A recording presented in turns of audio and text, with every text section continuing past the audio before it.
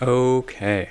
Today we talk about box notation, which is something that in my world, a lot of people are really interested in. But I suspect in the more broader music copying, music engraving, music composition world, maybe it's not seen as necessary. I guess it's kind of a niche compared to a lot of other notation options that you might want.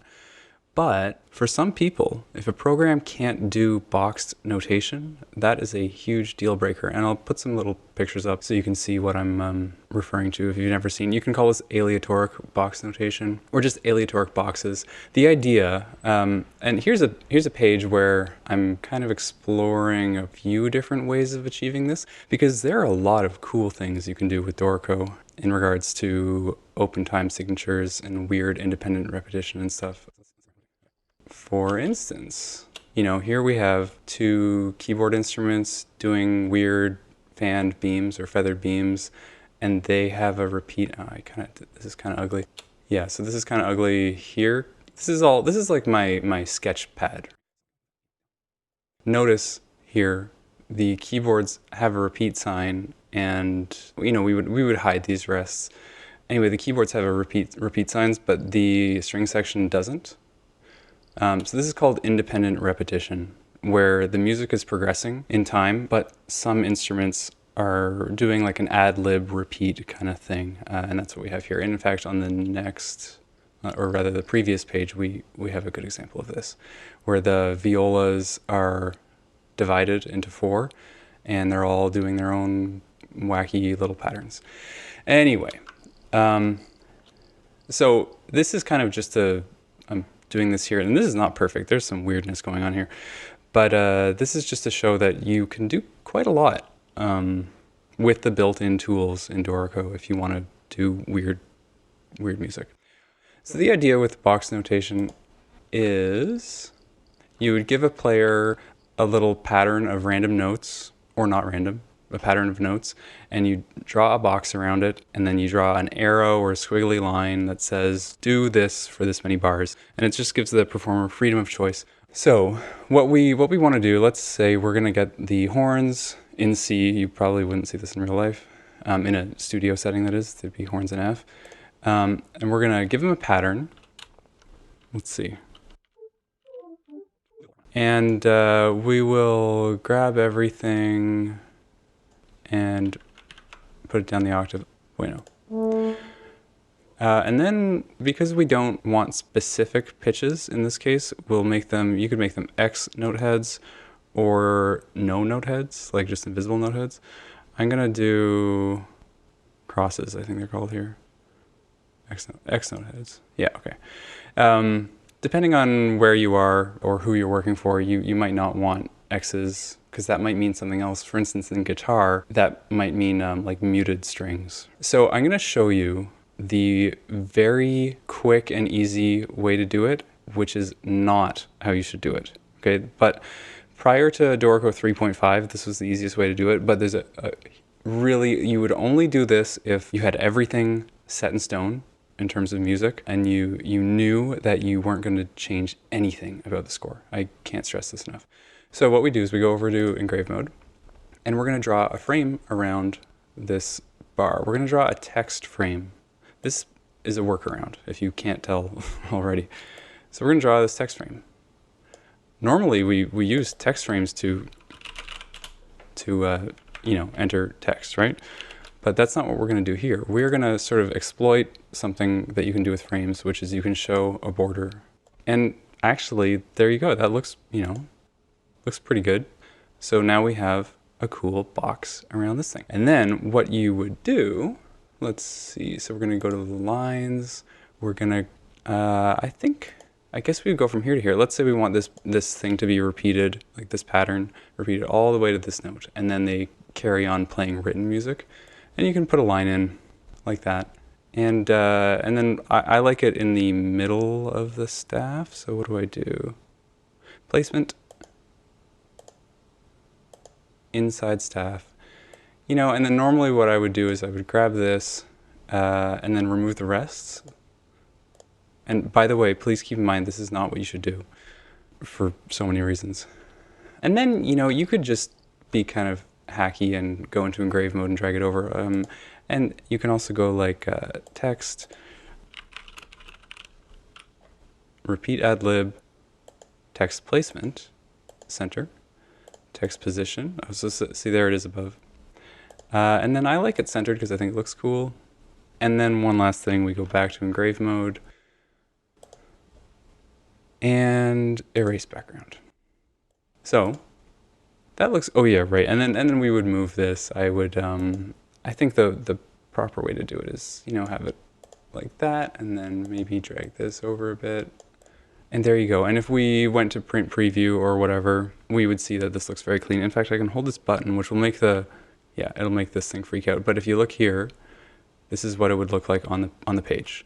So that actually looks fantastic. That's exactly what you need in this aleatoric box notation type situation. Here's why you absolutely shouldn't do this. For one, let's look at the part. Okay, 155. Here we are. It looked so good in the score. Huh. This is not at all what we want, is it? No. Okay, well, maybe we can fix this with like some system breaks or something. Maybe here and here. Okay. Okay, so you can sort of see this does not work as intended in the parts. You would have to go in, oh man, there's a whole bunch of stuff you would have to do.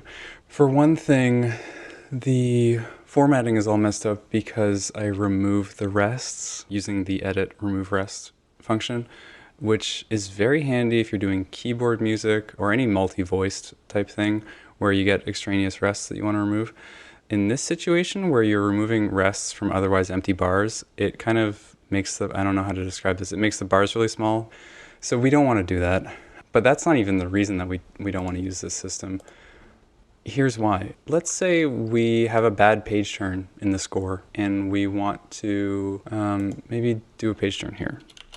So I hit Shift S to split, and where did our box go? Where's our... Right. Okay. Well, that's obviously not ideal. Let's undo that. So what if, for whatever reason, in bar 154, we actually want silence. So we're going to take all the notes in this bar, and we're going to delete them.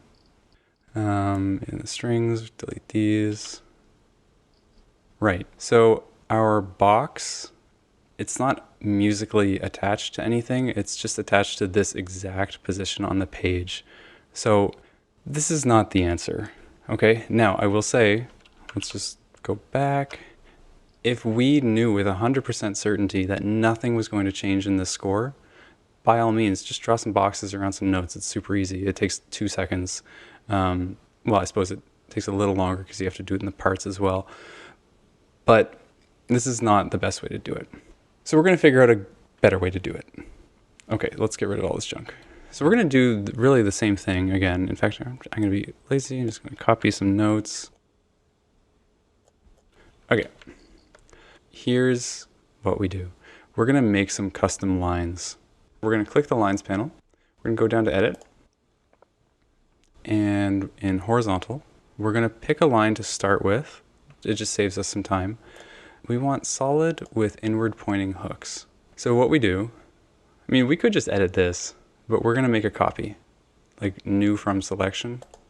Okay. We're actually going to give it a whole new name. We're going to call it box top. And we're going to make it thick. And the start cap, end cap, that's this thing here and that thing here. And we want it to be roughly the same thickness of the main line. So what we do, to me this is a little confusing. This is called the start cap and this is called the end cap, and you edit them with the line annotation editor.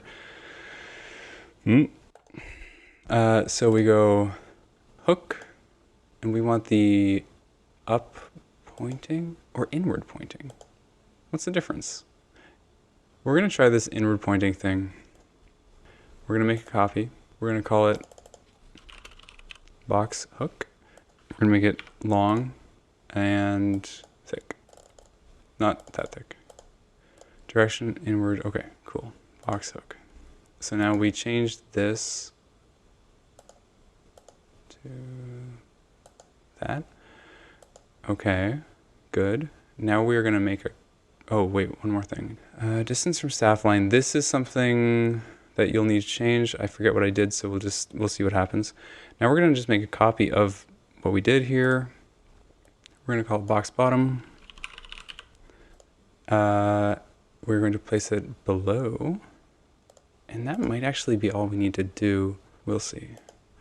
Okay, so what we're going to do here, and now they actually show up here. It's a little bit dumb looking because it actually doesn't show the line. It's showing the cap, like the annotation thing. So we're just going to do this. We make a selection. We grab the top. We select the notes again. I'm not sure if it matters that this is selected. We'll see. We make the bottom. Okay, cool. Now we want to do as little manual manipulation as possible because, you know, we want to save time, right? And we want to put the time in now creating this box thing so we don't have to waste time later, right? So what we need to do is edit these so the distance from the hook to from the top to the bottom makes it look like a box, right? Now I wonder if we make changes in here. No, it won't work. Distance from staff line, I think, and we're gonna actually make it negative. Negative what? I'm not sure. Let's try 3. I don't know. So that's that. And same here. Let's see if that works. Ah, okay. Let's try -2 and -2. Cool, so now we have our box, and I'll do the line in a minute, but here's why this is just infinitely preferable to any other way. Let's see, if I go to engrave mode, and I like do a line break or something here, and a line break here. Oops, not save. Where did we go? Where did we go? Where are we? There we are. Okay, I found it. So as you can see, even though we've gone to this ridiculous number of, 3 bars per system, the box has stayed, around the notes that we want it to stay around. This is a good thing. So I'm going to get rid of those system breaks. Another reason why this is handy is it's very easy to resize. So if I want the horn player just doing the first 4 notes of this pattern and repeating it over and over, check this out. It works just like any other musical line in Dorico. You can resize it to the musical grid, but not only that, you can actually select both and do it simultaneously, which is very handy. Now I have the musical grid to its like smallest possible thing, which is why I'm getting more granular control over it. So this is fantastic. And then if I wanted to add a note, in fact, so I've been selecting both, like with control click. You can actually do this. Now I know how to do it on Mac. Yeah, okay. So on PC, it's Control Shift A. It selects, it's select more. So if you have a slur selected, I think, let's take this beautiful slur down here. Yeah, so now I've grabbed all the slurs on that system. So likewise, you grab this, Control Shift A, and then you can just move it with the keyboard, which is fantastic. Very easy. Can make it even bigger. Now, quick thing. Let's say we want, we'll do that line thing again. I've made my own thick horizontal line with a different terminal line, but I'm gonna do this. The reason I've made a custom one is you can make it so by default it will be placed in the middle of the staff, which is what I want. It just saves some extra work here. And then you can do the text thing. And okay, let's look at the part. Aha, fantastic. So the box thing that we've made, it holds up. It's in the part, in the right place. The line is roughly in the right place. You can see it's sticking out here, which is not ideal. That is something you'll have to fix, I think, in engrave mode. But again, not a big deal.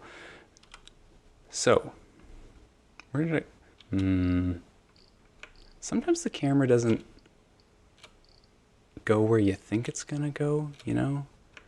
Okay, I'll show you one very useful thing about this, and then I'll show you how to deal with the rest. Can I just select everything? Yeah. Copy. Paste. Handy. Really handy. This is the playback line thing. You can ignore that.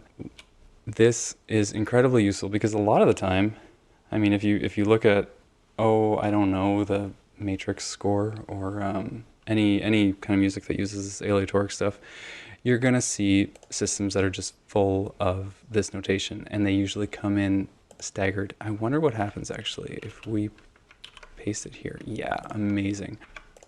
I'm gonna move these up the octave. And obviously you would move this back, doesn't matter. Why is this box thing so powerful? You can copy it and paste it anywhere on the rhythmic grid, which is gonna happen in this kind of music. You're gonna start on weird beats. It's weird music, right? And everything just looks good. Everything is sticking to where it should be, even if you're staggering it. Looks amazing. Okay, so this is very time-saving, very handy. Couple things. So obviously you don't want these rests here. My first inclination was to just select all the rests, hit remove rests, and then, oh, it looks good. But the fact is, removing rests truly does remove them. It doesn't hide them. And it doesn't really make a visual difference or a layout difference in the full score because there's all this other music.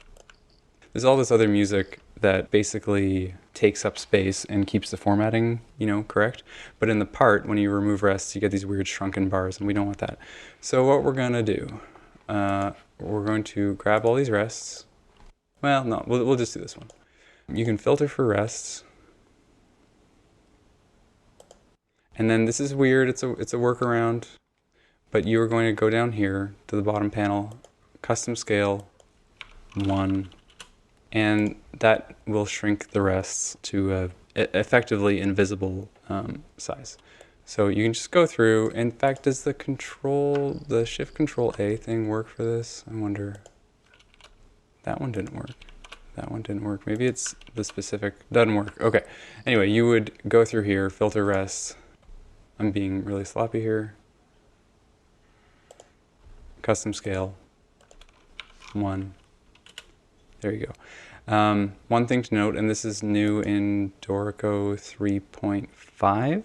When you do this, setting the scale, making them invisible, you have to make sure that, if you look over here, set local properties globally. If you have it on locally, it'll only make the change on the current layout that you're dealing with, so in this case the full score, and it won't make any change in the part, but we want to make a change in the part. So let's see now, what does our horn 1 look like? Perfect. Amazing. And of course we would, well, here's actually an example of the global property things. As you can see, our very tasteful Wahoo text is a little hard to read because it's not erasing the background behind it. So we go over here. If I have this set to locally, and I go, where is it? Erase background. This is good, this is what we want. But when I go back to the full score, as you can see, the change wasn't made. Now this is, of course, there are tons of things where you want to make a change in the part and not in the score, obviously. In this case, we want to make sure we're doing both, so you ought to have it set to globally. I mean, that's basically it. So to me, I mean, it's kind of a bummer that Dorico doesn't have this wonderful, box notation functionality built in, and I'm sure when and if or when they do, it's going to be really well thought out and perfect, and oh my god, it's so much better than the competition, yada yada yada. But in the meantime, people still have to write music like this, and you have to figure out a way to do it. And yeah, it's a little annoying that you have to do a funny workaround, but actually, I think one of the coolest parts about learning a piece of software is learning how to get what you want out of the software, no matter what. And even if it means kind of bending the rules or exploiting systems that are built for one thing, so you can use them for your own means. I don't know. It's fun. Music is fun. Music notation is fun. One more just important thing to know here is these custom lines that we've made, at the moment, they are just tied to this project.